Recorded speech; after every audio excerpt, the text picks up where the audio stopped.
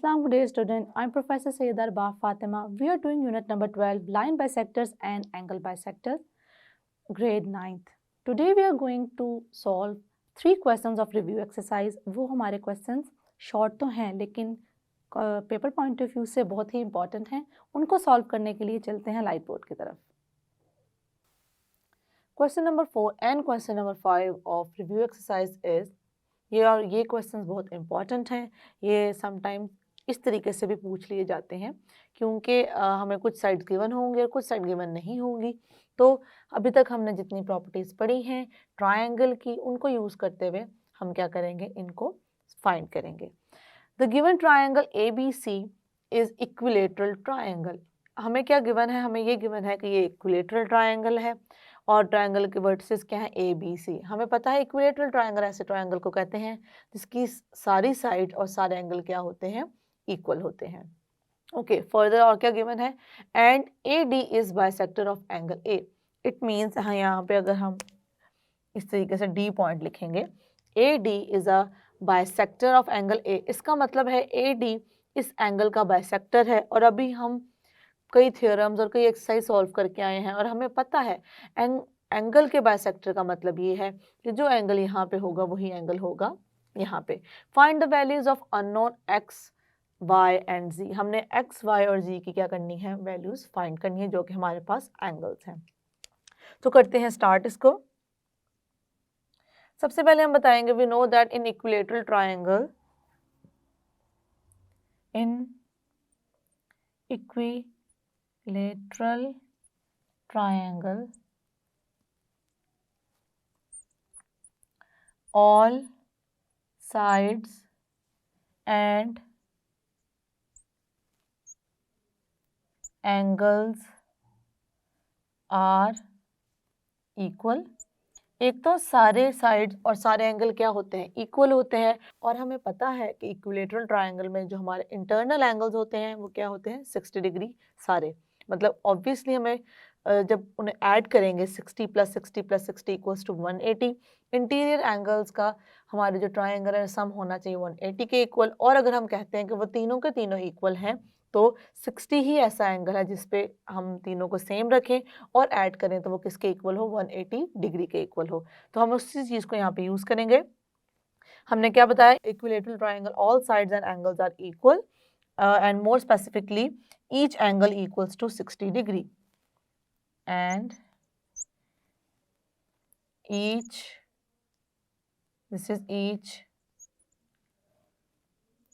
angle equals to 60 degree. इसको हम mathematically show करेंगे. इसका क्या मतलब है कि 60 डिग्री के इक्वल होगा तो हमारे पास बन रहा है एक A वर्टेक्स पे एंगल B पे और C पे. इसका मतलब ये है that is angle A, measure angle A equals to measure angle B equals to measure angle C. इसका मतलब है जो तीनों पे एंगल बन रहे हैं वो हमारे क्या होंगे, सेम होंगे, इक्वल होंगे. और होंगे क्या, वो होंगे 60 डिग्री क्योंकि हम बात कर रहे हैं इक्विलेटरल ट्रायंगल की. तो सबसे पहले इस तरीके से हमें पता है कि अगर सारे एंगल 60 डिग्री के इक्वल हैं तो मेजर एंगल B जो कि हमारे पास है Z डिग्री में, तो हम देखेंगे कि इस तरीके से हमारे पास क्या आ जाएगा, measure angle B equals to 60 degree. और हमें मेजर एंगल B नहीं Z की वैल्यू बतानी थी तो हम यहाँ पे शो कर देंगे Z degree equals to 60 degree. तो एक चीज़ हमारे पास आ गई, Z की वैल्यू हमारे पास आ गई है जो कि क्या है, 60 है. उसके बाद हम देखेंगे इक्विलेटरल ट्रायंगल में एक तो इक्विलेटरल ट्रायंगल की कंडीशन गिवन थी और दूसरी कंडीशन गिवन थी कि AD क्या है, एंगल A का बाइसेक्टर. इट मींस बाइसेक्टर का मतलब ये है कि जो पूरा एंगल है उसको 2 इक्वल पार्ट्स में डिवाइड करते हैं. तो हम इसको किस तरीके से यूज़ करेंगे, यहाँ पे इसको हमको यूज़ करेंगे क्योंकि x और y हैं हमारे पास दो, तो क्योंकि वो है bisector as AD is a bisector of angle A. AD क्या है, A का बाइसेक्टर है. It means x equals to y x degree equals to y, मतलब x हमारे पास जो भी एंगल होगा वो किसके इक्वल होगा, y के। तो इसका मतलब इन दोनों में से हम किसी एक की वैल्यू भी फाइंड कर लेंगे, हम दोनों की ही वैल्यू फाइंड कर लेंगे। तो अगर ये दोनों क्या है, हाफ है, तो हम x की इस तरीके से फाइंड कर सकते हैं, x is basically half of angle A. x क्या है, एंगल ए का हाफ है, और हमें पता है कि एंगल ए क्या है, एंगल हमारे पास मेजर एंगल ए है 60 डिग्री, क्योंकि अब जितने भी हम एंगल लेंगे वो सारे के सारे क्या है 60 डिग्री। 1/2 इंटू 60, हम इसके करेंगे cancel out, 130। So x equals to 30 degree. तो x की वैल्यू भी हमारे पास 30 आ गई, और क्योंकि x और y सेम है तो इक्वल है, तो हमारे पास y की वैल्यू भी क्या आ गई, 30 डिग्री आ गई। That's it, this is the answer. और यहाँ पे हम z को भी साथ ही मेंशन कर देते हैं और बता देते हैं कि हमारे जो अननोन एंगल्स थे वो हमें मिल चुके हैं। अब मूव करते हैं सेकंड क्वेश्चन की तरफ।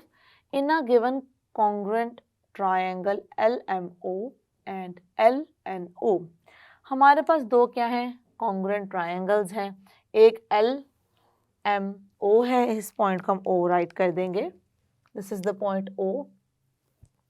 और दूसरा क्या है, LNO। ये हमारे पास जो दो ट्रायंगल्स हैं ये हैं कॉन्ग्रुएंट। हमने कॉन्ग्रुएंट ट्रायंगल देखा, कौन से ट्रायंगल होते हैं जिनकी कॉरेस्पॉन्डिंग साइड्स, उनके कॉरेस्पॉन्डिंग एंगल्स क्या होते हैं, कॉन्ग्रुएंट। मतलब अगर ये साइड इस साइड के कॉन्ग्रुएंट है, ये साइड इस साइड का कॉन्ग्रुएंट, ऑब्वियसली OD OL है हमारे पास कॉमन, ये एंगल इस एंगल के कॉन्ग्रुएंट है और ये एंगल इस एंगल के क्या है, कॉन्ग्रुएंट। तो इट मीन्स कि हम जितने भी कॉरेस्पॉन्डिंग एंगल्स या कॉरेस्पॉन्डिंग साइड्स हैं उनको लेके चलते हैं कॉन्ग्रुएंट। तो हम उसी प्रॉपर्टी को यूज करेंगे और इसको करेंगे सॉल्व। तो अपने क्वेश्चन को सॉल्व करते हैं।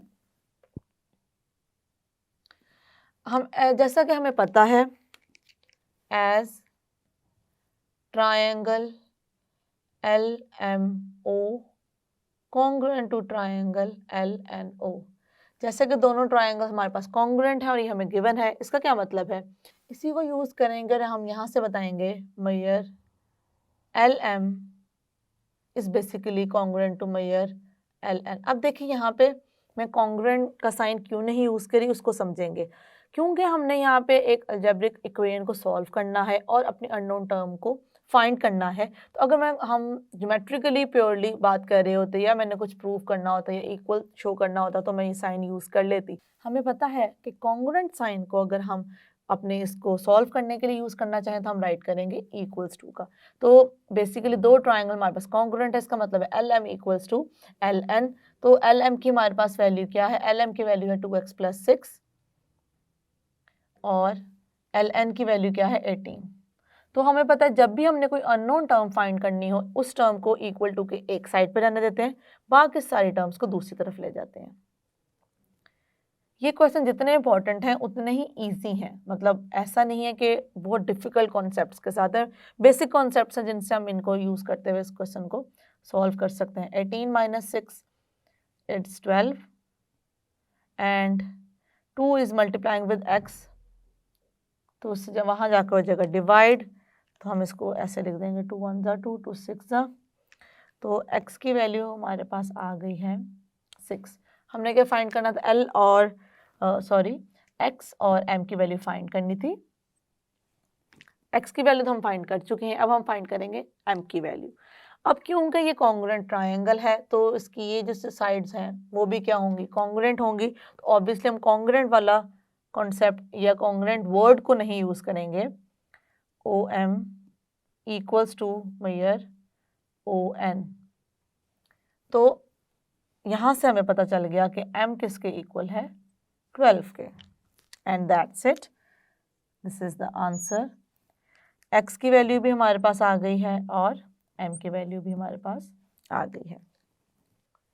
Question number 6 of review exercise is CD is a right bisector of a line segment AB। एक लाइन सेगमेंट है हमारे पास AB और CD उस पे क्या है, राइट बाइसेक्टर है। राइट बाइसेक्टर का हमें पता है कि ऐसी लाइन जो दूसरी लाइन सेगमेंट के ऊपर परपेंडिकुलर भी हो और उसको 2 इक्वल पार्ट में डिवाइड करें, उसे हम क्या कहते हैं, राइट बाइसेक्टर कहते हैं।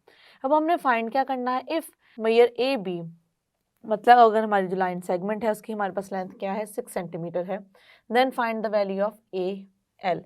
हमने क्या फाइंड करना है, ए एल की वैल्यू फाइंड करनी है, एंड ए एल फाइंड करना है और एल बी फाइंड करना है अगर हमें फुल की गिवन है तो। नेक्स्ट पार्ट में हमने क्या करना है, अगर हमें बी डी की जो है लाइन सेगमेंट है उसकी वैल्यू गिवन है, वो क्या है, 4 सेंटीमीटर। अगर ये 4 सेंटीमीटर है तो हमने क्या फाइंड करना है, हमने ए डी फाइंड करना है। तो चलें स्टार्ट करते हैं अपने क्वेश्चन को। हमें गिवन ये है कि ये इस पे परपेंडिकुलर है और उसको 2 इक्वल पार्ट्स में डिवाइड कर रहा है, क्योंकि हमने बाइसेक्टर वर्ड यहाँ पे यूज़ किया है। इस बाइसेक्टर वर्ड की वजह से हमें पता है हुआ राइट बाइसेक्टर है, लेकिन हम इस कॉन्सेप्ट के लिए बाइसेक्टर को यूज़ करेंगे। क्योंकि बाइसेक्टर वर्ड यूज़ हुआ है, इसका मतलब ये है कि जो पॉइंट एल है हमारे पास, ये क्या है, मिड पॉइंट है हमारी लाइन सेगमेंट ए बी का। तो इसको सबसे पहले हम इसी चीज़ को मेंशन करेंगे और अपने क्वेश्चन को करेंगे स्टार्ट। फर्स्ट पार्ट हम करने लगे हैं। फर्स्ट पार्ट में हमें गिवन क्या है, हमें गिवन ये है कि हमारे पास मेजर ए बी की लेंथ क्या है, मेजर ए बी है हमारे पास 6 सेंटीमीटर। हम यहाँ पे लिखेंगे L as L is the midpoint of line segment AB, then अगर ये इसका मिड पॉइंट है तो इससे हमें क्या पता चलता है, इससे हमें ये पता चलता है कि हमारे पास measure A L equals to measure L B. इससे हमें ये पता चलता है कि हमारे पास जो दोनों लेंथ्स हैं वो क्या हैं, इक्वल है। ओके, अब हम इनमें से इसका मतलब है कोई एक भी फाइंड करेंगे तो दूसरी की वैल्यू भी आ जाएगी, और दोनों इक्वल है एक बात। दूसरी बात ये, दोनों अगर इक्वल हैं इसका मतलब है कि फुल का ये जो पार्ट है ये पार्ट ले लूँ या ये पार्ट ले लूँ, फुल का क्या है, हाफ है। तो इसको हम यहाँ पे यूज़ करेंगे और इसको हम फाइंड करेंगे। As we know that measure A L is the half of measure A B. A L क्या है, ए बी का हाफ है, तो यहाँ से हम इसी चीज़ को यूज़ करते हुए ए बी की यहाँ पे वैल्यू गिवन है जो कि क्या है 6 सेंटीमीटर, यूज़ करेंगे और इसमें पुट कर देंगे 2 1 ज़ा एंड 2 3 ज़ा। इट मीन्स कि हमारे पास ए एल की क्या आ गई है, 3 centimetre.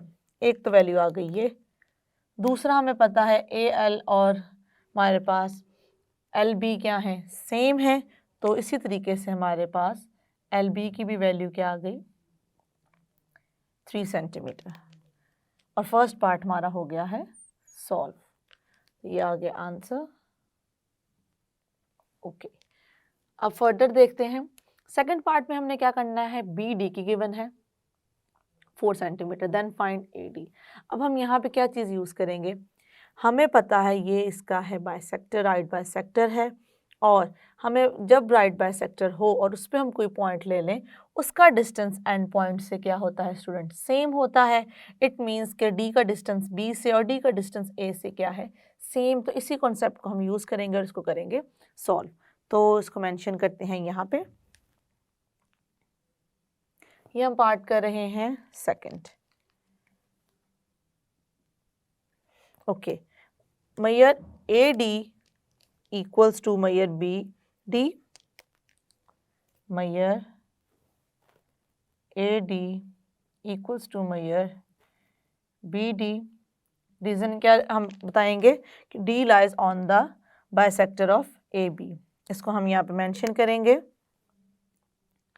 D lies on the bisector and more specifically right bisector, right